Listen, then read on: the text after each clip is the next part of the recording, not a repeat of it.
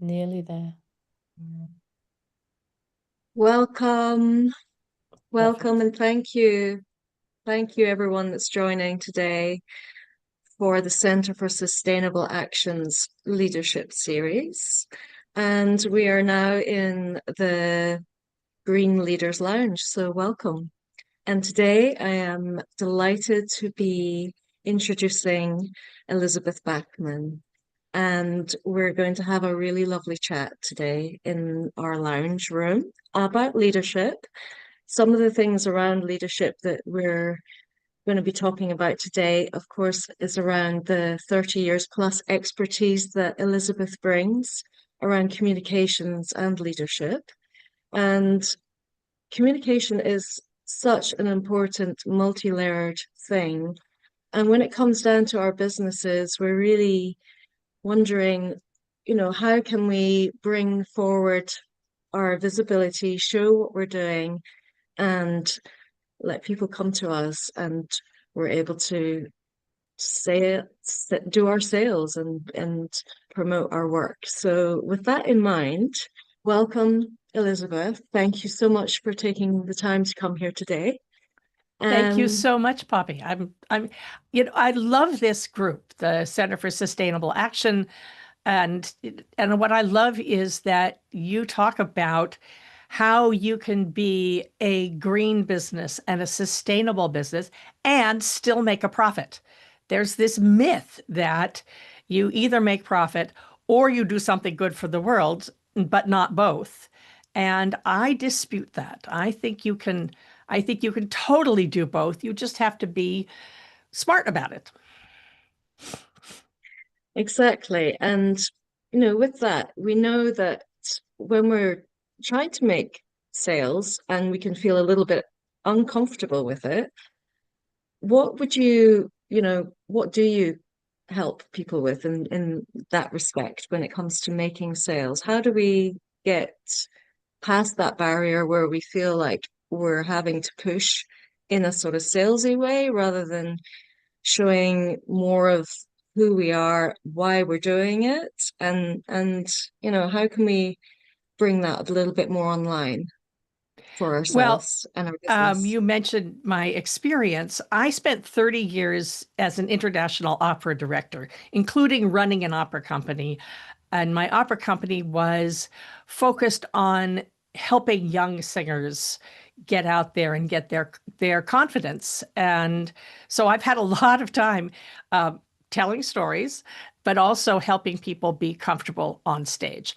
And every audition is a sales conversation. And so there are all these gremlins in our heads, and I can get to that later. I like to think of it as enrollment.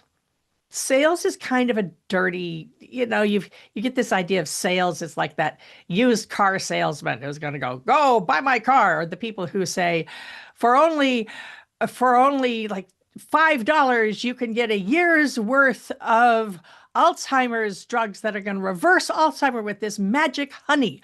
A friend of mine almost got sucked into that trap the other day.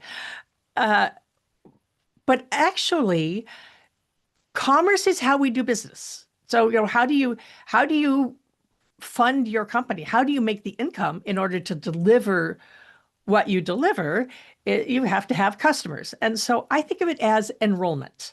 If you think about enrolling someone into the idea of investing in themselves by working with you, investing in themselves by hiring you, and then then what I'm about is how do you make that pitch or the presentation at a networking event or any of that as a way to get people excited to say, these people are the answer to my question.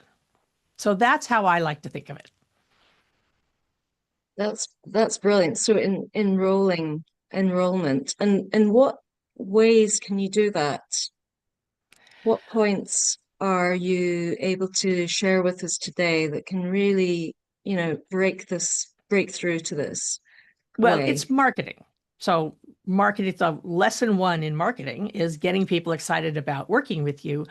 My specialty is how do you talk about it, because there are all these other things that get involved when you're up there in front of a group. Um, and so what I'd like to address today are the three big mistakes that people make when they are promoting their services, especially when speaking, when you're giving a presentation, a sales pitch, or talking at a networking event, or even just talking talking one-on-one to a networking person. What are the keys? That's the main thing those are the mistakes I see, and I talk about what to do about them. And the first one is not being relevant. You may know that you're the answer to their problem, but unless you position yourself and your solution as what they're looking for, they're not going to get it. And what I see over and over again, and believe me, I've done this. So the reason I teach this is because I have made all these mistakes myself, had to learn them the hard way. And I like to think about match your message to the room. So say that back so you can hear yourself saying it. Match your message to the room. You too, Yeah. Poppy. You can say it. And matching your message to the room. Exactly. Who's there? Why did they show up? I mean, they need, in some ways, you were a figure of hope. They have a problem for which they hope you have a solution, which is why they're there, why they're listening to you, why they're saying, okay, tell us what you can do for us. What is the perceived need? And so often people say, well, what you really need is da, da, da, da, da. But you've got to give them what they're looking for first. And then once they're working with you, you can say, and tell you the truth, the real problem is a little further upstream. You might have to try to fix these things and these things, but they're going to purchase the solution to the need that they perceive. A friend of mine calls this the migraine problem. What's the thing that the business owner or the customer is lying awake at night thinking about? How can you solve it? And what I love about CSA is like, how can you solve it and be good to the earth while we're at it? So it's address their concerns. Brilliant. So you got to work it out as well, who's in the room, and kind of being able to pivot a little bit. So your kind of top tip in understanding that, for instance, you know that you're in a networking event, you've got to be able to find this out first of all, who's in the room. You've got to really assess that and then be open to what ways do you then go forward with in terms of, you know, helping people in that respect? What would be your next point to look at in terms of that? Well, first of all, if you're the speaker, then you just ask the host, what do they care about? Why are they here? Because the host Yeah. will know that. So you can set yourself up for that. When I'm talking to entrepreneurs, I'm suggesting different solutions to when I work with senior executives in large corporations. They have different issues. Or when I'm talking to job seekers, all of their solutions are all more or less the same in my head, but they're not the same to them. So I have to talk to them about it. So the first thing is be relevant, address the issue that they're looking for. The second trap is Mhm. too much how, not enough why. So that's another one to say back to yourself. Too much how, not enough why.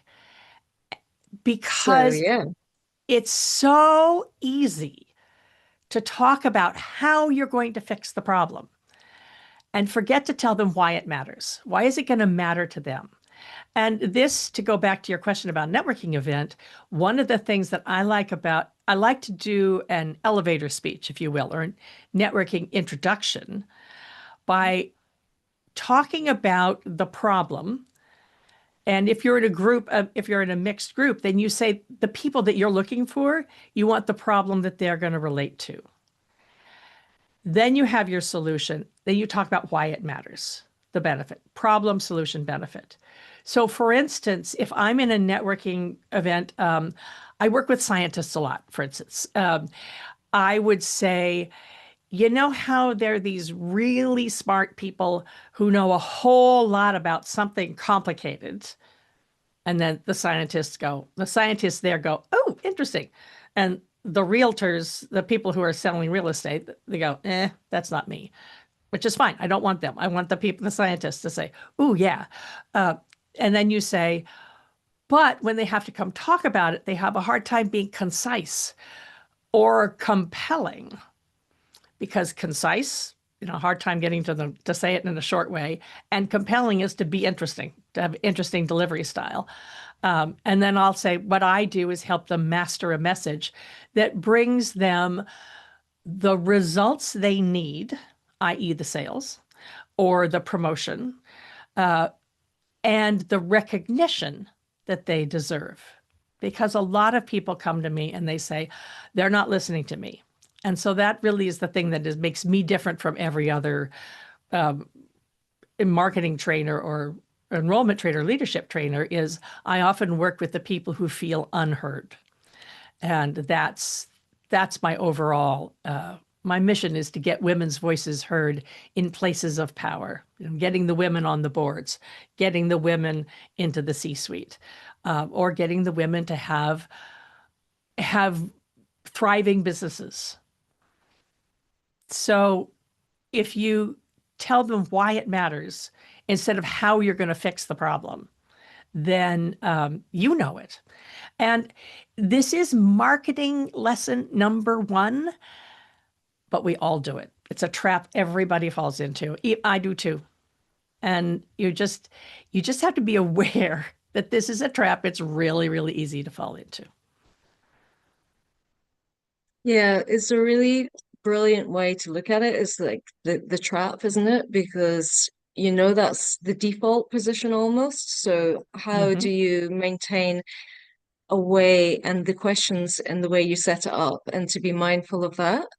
So that really brings in that kind of storytelling element that you do so well in terms of communication, and the visibility part is so important. And this is, what you did mention, you work with women a lot, because that is something that comes across as well is bias, isn't there? There's always going to be things, and part of sustainability is looking at how to broaden, to give more equality across, inclusivity. So I just feel it's just amazing what you're doing in that respect, because visibility it affects everyone, but in particular there is that bias with women being able to get their voices across and being creative and using the storytelling element is amazing. And I would love to hear a little bit more about that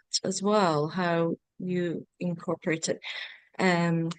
As well as hearing more about the mistakes that people are making, is to counterbalance it with, yeah. Well, this thing about stories and storytelling, strategic storytelling is one of the things I teach a lot. I do a monthly masterclass, virtual free masterclass on how to get recognized, promoted, or hired. And that works for entrepreneurs as well, through strategic storytelling, and without bragging. Because for women, and this is where I found that my glass ceiling, when I hit a glass ceiling in the opera business, I said, oh, it's gender bias. What I didn't realize until I started studying the work that I do now is that I was telling the wrong stories to the wrong people. And so I wasn't actually talking to the people who made the decision and addressing I wasn't being relevant to them. I thought that my network would be enough to get me hired. I thought that if people, my peers, loved me and I was well known, that I could be hired to run a company. So I founded an opera company because for 3 years I applied and nobody ever gave me one, so I had to make one. But the first choice would have been to run an existing opera company. And that's where for 3 years, I kept I hit a glass ceiling. What I finally realized is the glass ceilings were as much internal as external. And it comes from all this way that women are socialized not to brag. It's unseemly to brag. It's not nice to brag, and you can't, and not to ask for money. I really wish someone had taught me how to do that early on in my life, because I undersold myself for years. And I would come to some company and I would say, please hire me, please, please, please, and just pay me whatever you can, instead of asking for what I was worth. That was a hard lesson for me to learn, to stick to my price. And I still have times where if somebody pushes back when I'm telling them to work with someone at my level, what does it cost? And what's the investment? Not what does it cost, what's the investment? And I still have the voice in my head that says, okay, discount it before they even ask, or see how, and I'll even do it for you for free. It is something I personally have to fight against all the time. And I should say that when I learned to be a coach, I trained with a group that was training holistic practitioners. So I trained with yoga teachers and massage therapists and crystal healers and sound healers who all had these same issues of not knowing how to ask for what they're worth. Basically, how do you ask for money? And that was one of the things that I said, okay, I am going to pass this on, because this took me a long time to learn it. Yeah, brilliant. And like you say, that again, in that conversation that we're having just now, that, relevance comes back up again. And then being able to, once you are with the relevant group of people, is to really go again against the default, or, remind yourself to come back to the place that is about, what makes somebody remember you, and want to, follow you and tap into your service, your gifts, your expertise. So, again, sort of moving away from the trap and moving more towards the solution for yourself as a leader, to really know how to put yourself across in that visible way and to be memorable once you've got the right group of people. And how are you going to be memorable to them? Yeah, and I think of them as traps, because it's when I fall into them, it's something like my head knows, and then the 5-year-old in the back of my head, the little girl who goes, oh my God, what if they don't like you, is the one who steers me into this conversational trap. And then once I start down the path, it's really hard to get out of it. Basically, if you said, but I'll give it to you for free, you can't come back from that. So I recognize that I can walk down the path towards, it's like walking through the jungle. You just have to be careful you don't step in the wrong place. As long as you're aware of it, you can avoid it. And if you fall into the trap from time to time, well, society, for the women not bragging and so forth, this whole thing about women talk too much, but they don't say anything substantive, that's been centuries of conditioning.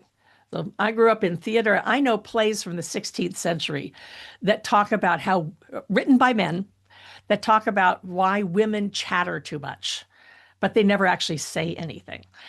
It is a theme. We're breaking out of that now in the 21st century, but it's really only been the last 40, 50 years that women are seriously taking a an equal place in business hierarchy. Because certainly in America, it was only 1978 when women, no, 1987, when women were able to apply for a business loan on their own without having a male relative sign for them. You know, 1987 was not that long ago. So, these are, we're socialized, they're habits, and you just have to recognize the habit. Yeah, absolutely. That's such recent history, and that's why it's still relevant today to be obviously looking at, exploring, why sometimes women do feel unheard. Um, and so the practical shifts that you've found make the greatest differences are using some of these strategies that you're talking about, and you can really tell there's so many layers and depths to communication and really what communication qualities do in sustainable leaders need today. So, not just women, but how can that relate right across? Everybody. So, Yeah. so the third trap that it's really easy to fall into is being bland or pushy. I mean, think of you. Have you ever seen a really boring speaker? Or a really pushy speaker who's out there going, bye, bye, bye, Oh, bye, yes. bye. Well, and have you ever been, that's asking those who are listening, have you ever been that bland or pushy speaker? I sure have.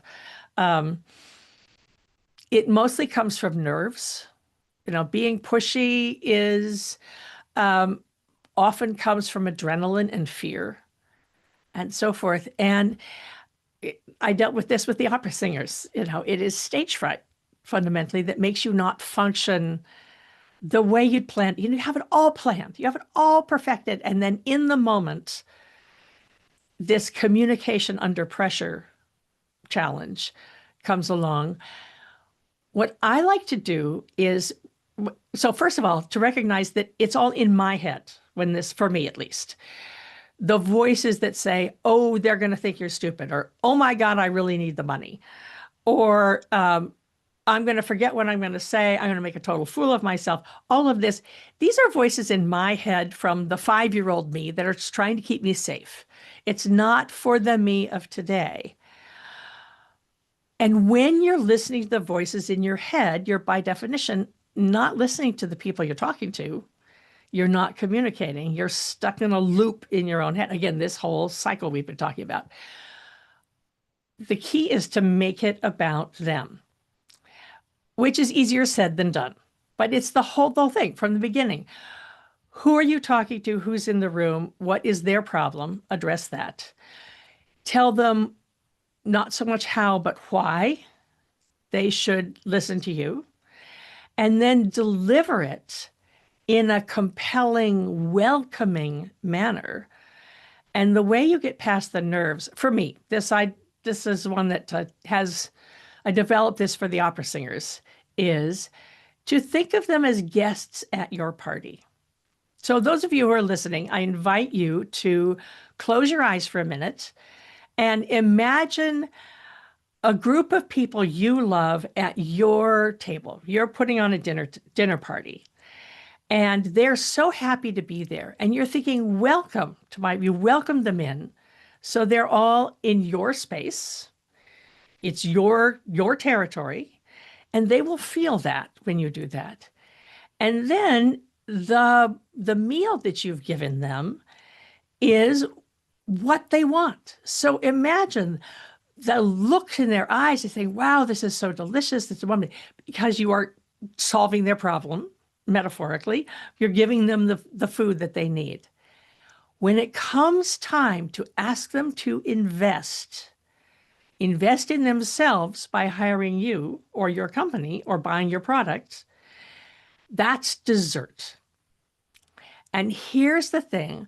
I like to imagine walking out of the kitchen and over to the table with some fabulous cake that I have baked or bought or whatever's your favorite dessert. bringing it to the table, and their eyes light up and they say, "Oh, perfect. That's you. You are the gift.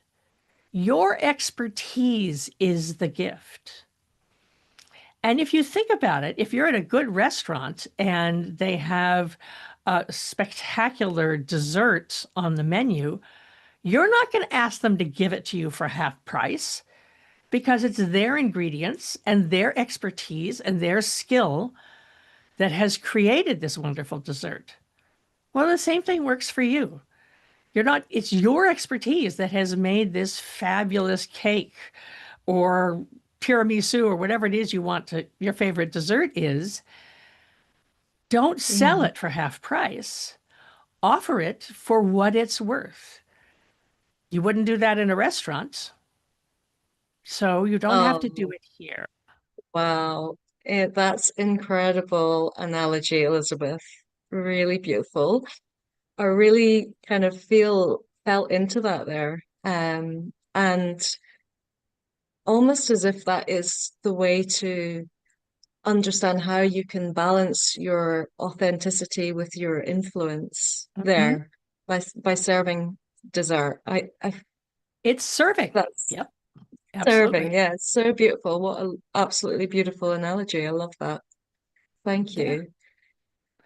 And the other thing is when you're in the middle of the conversation and you find yourself walking into one of these traps, as long as you're aware that the traps are there, then you can pause, breathe, because that grounds you. So breathe, reconnect yourself to the earth, and think, this is my dinner party. Welcome to my party. Welcome them back in. So it's okay if you stray off for a minute and you start to walk into a trap, just change course and say, if this is about them, I'm here to serve you, to yourself. Oh, incredible. That's wonderful. And just to finish up, is there maybe one piece of actionable advice that you could offer for every leader that start doing tomorrow? Just one. Well, here's a fun one. Remember that sales is like sex. Nothing happens till somebody gets excited.